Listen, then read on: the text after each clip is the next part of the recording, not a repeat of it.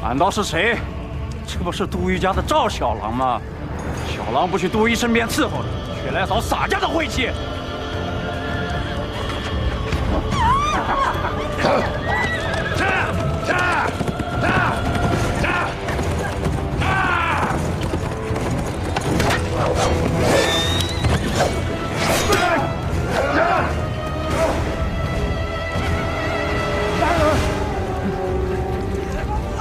说，看见天子了吗？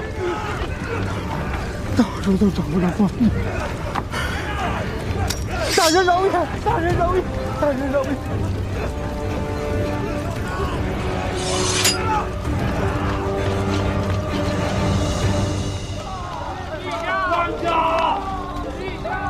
官家你在何处啊？去，把那个去找，快点！陛下找到了！陛下找到了！快！快马！臣是为秦军马步军副都虞候赵弘殷前来救驾。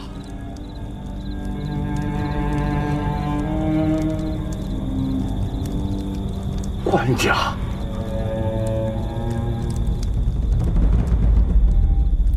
你的意思是说，这火是天子自家放的？内侍省左班副都知蒋平是这等说的。官家命内侍们搬了12桶猛火油入殿，泼洒完了之后，是官家亲自点的火头。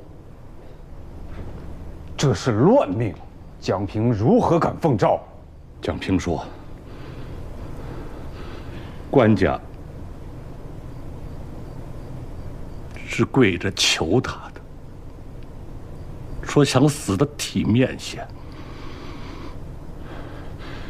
蒋平是侍奉先帝的老人，一时心软，这便糊涂。天子欲弃天下，做臣子的岂有不死谏的？焉恕小人，还说什么心软？那最后又是谁救下了天子？他自己怕了，不肯死了。令公明鉴。奉国君之事是你家大郎所为，让他来老夫这里如何？怎么，不愿意啊？末将领命，替犬子谢令公恩惠。所有车辆居所停靠，行人靠右，各自回家。大郎好威武！他娘的，出外差终于回来了啊！赶紧帮忙，兄弟们，辛苦了！把马车围起来。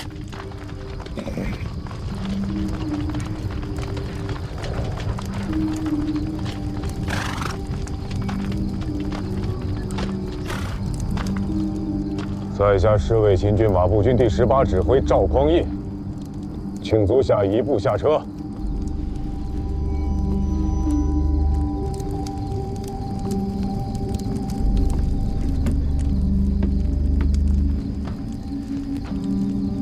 是杨光义叫你来的。杨光义乃是我的结义兄弟，赵红英是你爹。你认得我爹？我要见令子。家父现在正在宫中，那我便去宫中见他。宫中戒备森严，家父虽是侍卫秦军管军，但也不能坏了规矩。现在都已经是什么鬼样子了，还讲个求规矩？啊！你受伤了。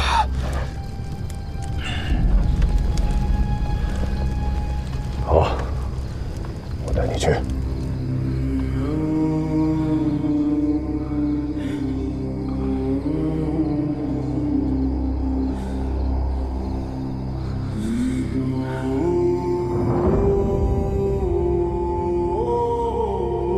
各位贵人言急下，下官詹南。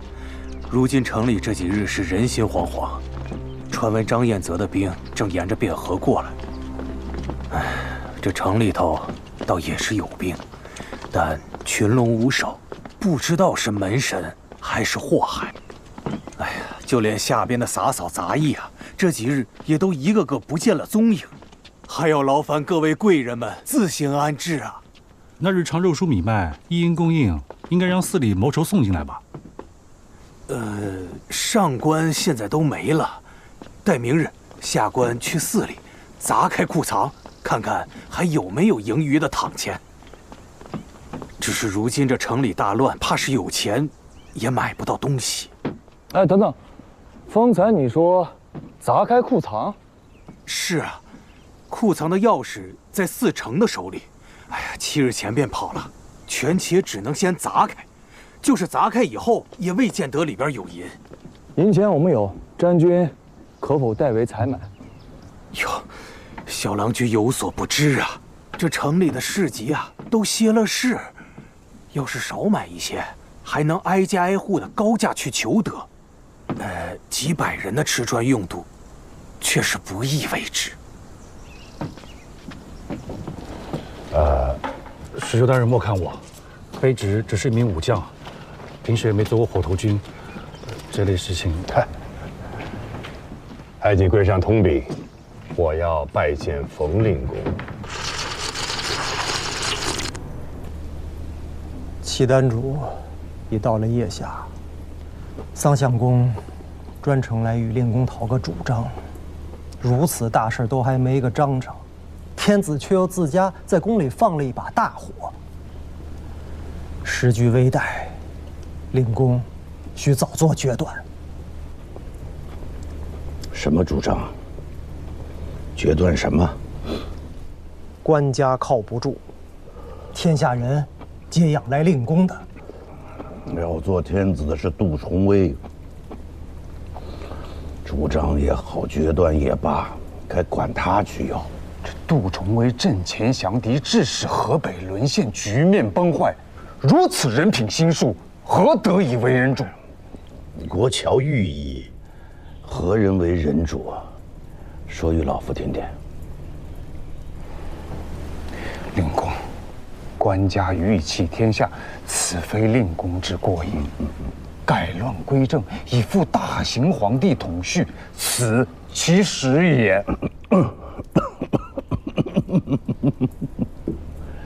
三国桥，你走吧。令公，莫要等老夫骂出声来。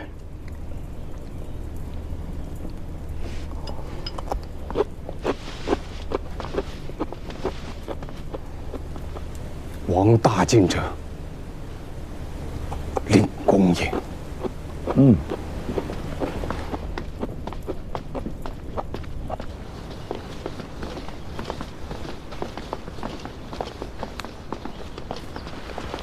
桑相公，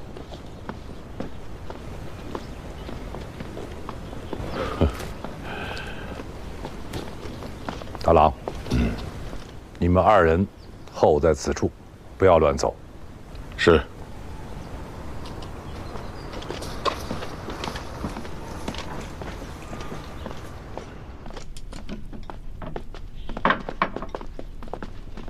冯令公，赵红英到了。末将赵红英见过令公。陛下如何？安置在自德殿，服了些汤水，已经睡下了。看顾得紧一些。诺。你还有事？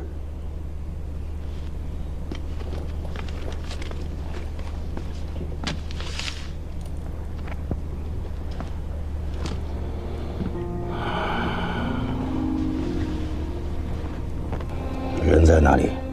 省外后进。带他进来。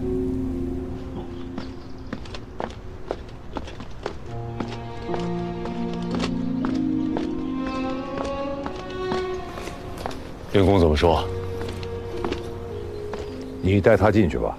我带他进去。没错，令公命你为带御器械的中书门下侍卫指挥，堂札以下，自即日起，每日来此站班。来这儿？哎，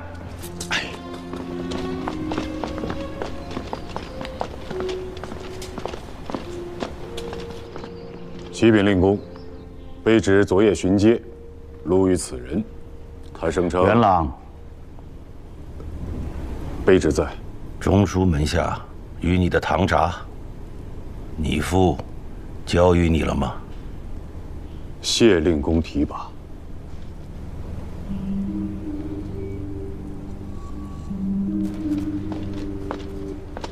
卑职乃河东节度使司藩汉马步军恐怖官郭荣，拜见令公。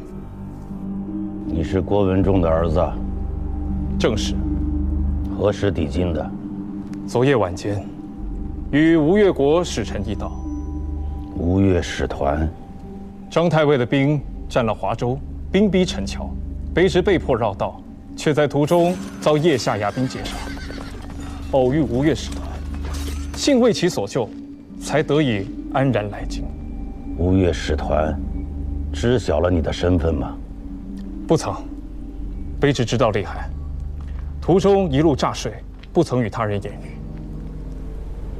文仲自家读书少，调教儿子还算用心。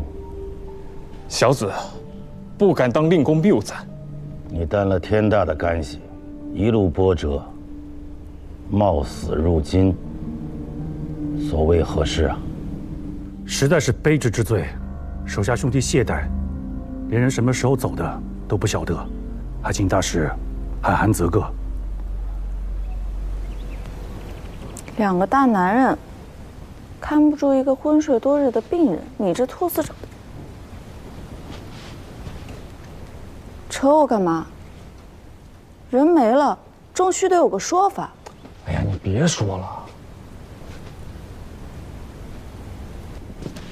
哎，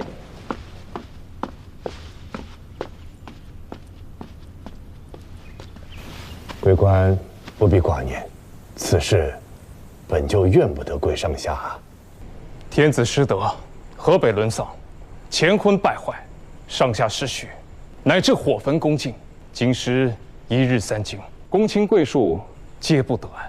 令公数十年，背负天下人的期望，临危之际复向庙堂，此乃社稷之幸也。于此危急存亡之秋，正该效仿武侯诸葛亮之风范，承先帝临终托付之重任，像伊尹、霍光那样行使权力，辅大统于征朔，扶皇七子石重瑞继承皇位大宝。诛奸佞，却北国，正朝纲。若有令公在京城主持政事，太原军民、刘令公以下，都愿意追随，甘为驱驰。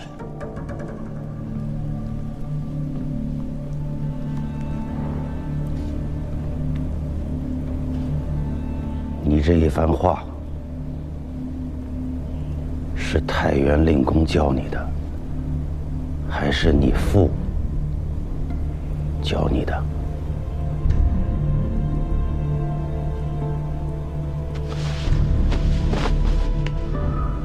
这是卑职昨夜入宫，巧遇宫中失火，京师大乱，这只是卑职的粗浅之见。小子好胆！令公，国事衰微，卑职不敢不直言以见令公。幸好是出自你自家的见识。此番话若是出自太原令公，此刻你已人头落地。后生，你太嫩了。刘知远起自蓬蒿，久立足武，什么没有见识过，什么没有经历过。他若是想当渔翁，不会如你这般直白难看。说实话吧。刘令公与家父命卑职向令公讨一句实话：天子还可不可使？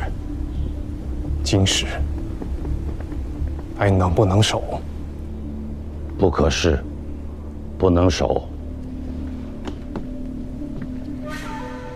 刘令公问：大事如此，河东该何去何从？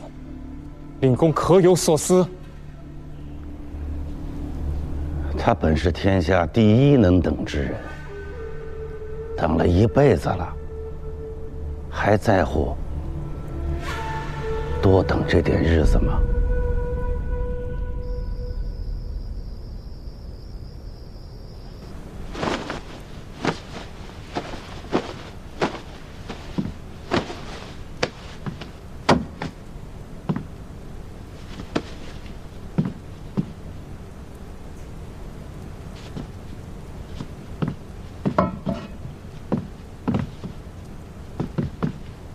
起开，你碍着我了。哎呀，你方才就没理我，到现在还生气呢。你是王子，我是伺候你的婢子，哪里敢生主家的气？我家婢子果然不同，连气性都冠绝东南，力压巫山。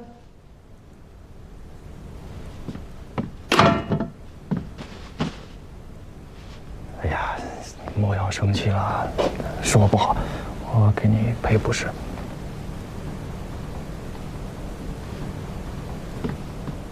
你若是厌了我，不妨早点与我说，此番回转，我便跟我阿兄一起回岛上，守着我阿娘，好歹不用终日看别人脸色度日。好，此番回去，我就随你一起上岛，一辈子摸鱼捉虾，做个逍遥岛主，再也不用理会什么吴越，什么汴梁，也不用再看见那些两脚羊的烦心事了。那是我家的岛，凭什么你当岛主？那，你当。啊！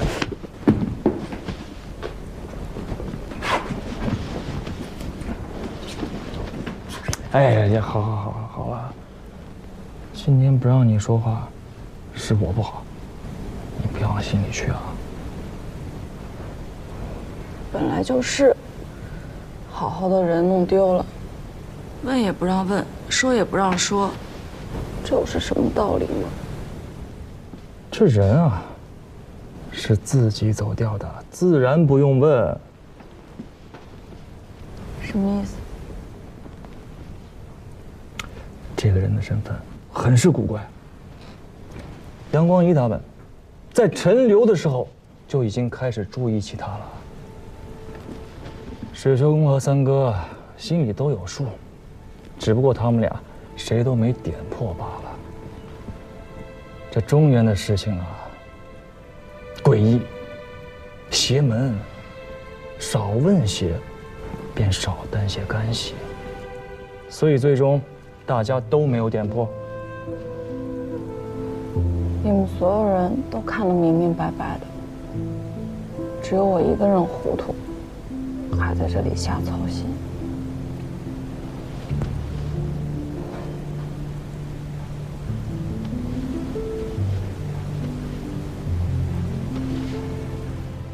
郭某不过后生小子，胡言乱语。桑相公却是认真的。老夫倒宁愿这满朝文武公卿都如这胡言乱语的小子一般。这是时势，人力所不能移也。官家自家都要弃了这天下，令公这又何苦呢？你也以为我是为了官家？难道不是吗？众人高歌劝进之时，令公怀抱幼子，闯出宫禁。如今众人皆曰当行废立，却又只有令公还在辛苦维持着他。老夫没想那么多，就是觉得不公平。不公平。当今陛下兵强马壮之时，众人恨不得遥之顺之。如今他众叛亲离了，你们又恨不得万方之罪，罪其他一人。好让你们这些忠臣良将换一个神主牌位，便能安心再享荣华富贵。如今眼见大难临头了，一个个又把朝廷社稷挂在嘴上，恨不得即刻一锁子绑了大晋天子，纳于契丹天子做投名状。人须有自知之明，老夫自知担不起这个天下，但我知道有人能担，但他未必愿意这个时候来担。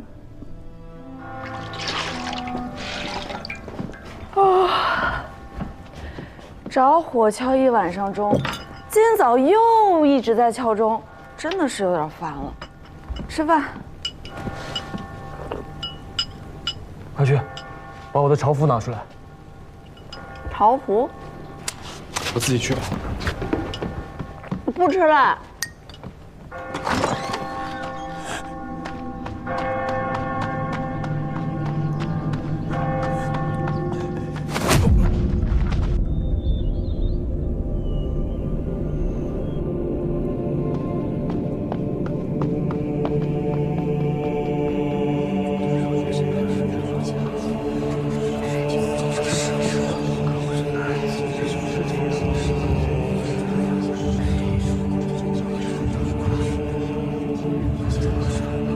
主公，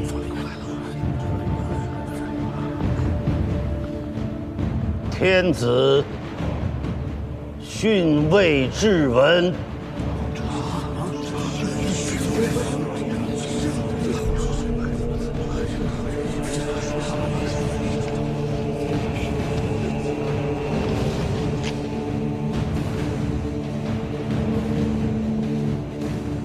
朕信赖先帝之灵，厮守披击，朝夕寝门，未使少懈。然治伐德薄，有亏甚道，不足以成祖宗之宏烈。今以朕昏悔，是骨肉多余，藩围勾信，宗嗣堕泯。仰观俯察，祸难多积，七庙将坠。元纪元心，善待非一祖。天之历数，时有所归。握尽悬殊，允及民哲。朕虽昏昧，亦知运命攸归，自当训位别功，尽善于右。一唐虞宋齐故事，言宗社之算，达变通之命。照临广土，抵随万国，用保天修，无替二皇之伪劣。兹尔中外，体朕释怀。开运3年腊月1、17日。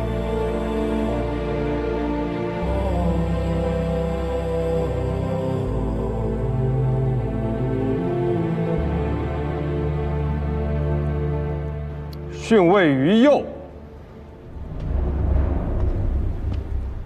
谁是右？古来禅让必有其贤，岂有糊里糊涂一个右字轻轻带过的？这算什么禅让？桑相公，陛下不方便明说，这是请公卿自决呢。岂有此理！既是上位，是外善还是内善，总要说个明白。岂有君主必位，新君由臣子决出之理？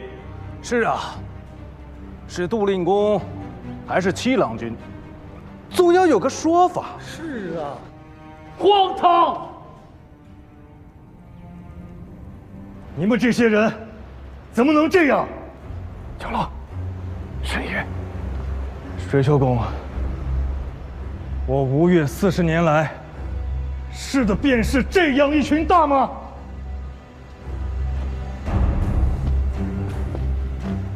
我不知道你是哪位相公，看你的班序位置，大约应该是位相公吧。然则，我还是要问一问，你当真是天子的相公吗？你们，还有你们，当真是大晋天子的臣子吗？你们居然站在这里，议论天子之位应该禅让给谁？天子，这是要逊位啊！你们该问的，该关心的，难道不是天子为何要自弃天下吗？这位吴越的少君，本朝遭逢大变，时势危殆，天子自殉大位，实在也是情非得已。朝中公卿文武，并无佞臣贼子，奈何大乱将起？陛下逊位，也是为了体念苍生，眷顾天下。可你让我们怎么办？天子逊位，神器更易，满朝公卿竟无一人劝谏，无一人眷留。桀纣尚有龙逢比干，这重元殿内竟皆是易牙成疾。可你让我们怎么办？让我们这些受天子金册赐封、善事中原征收的藩国怎么办？南唐西蜀自有地头，可南楚南汉，还有我吴越12州居民，又当何以自处？我家先祖遗训：善事中原大国，势大，势大，这便是你们的大。无君无父的大，不忠不义的大。孔子著春秋，而乱臣贼子惧。这满天的乱臣贼子，有谁敢站出来称一个大字？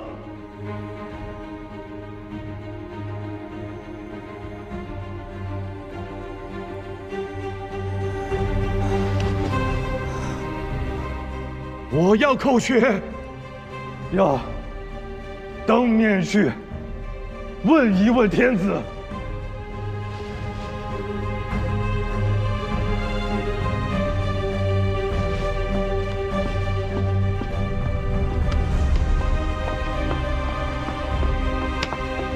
周老，我是大晋检校司空，我要面君。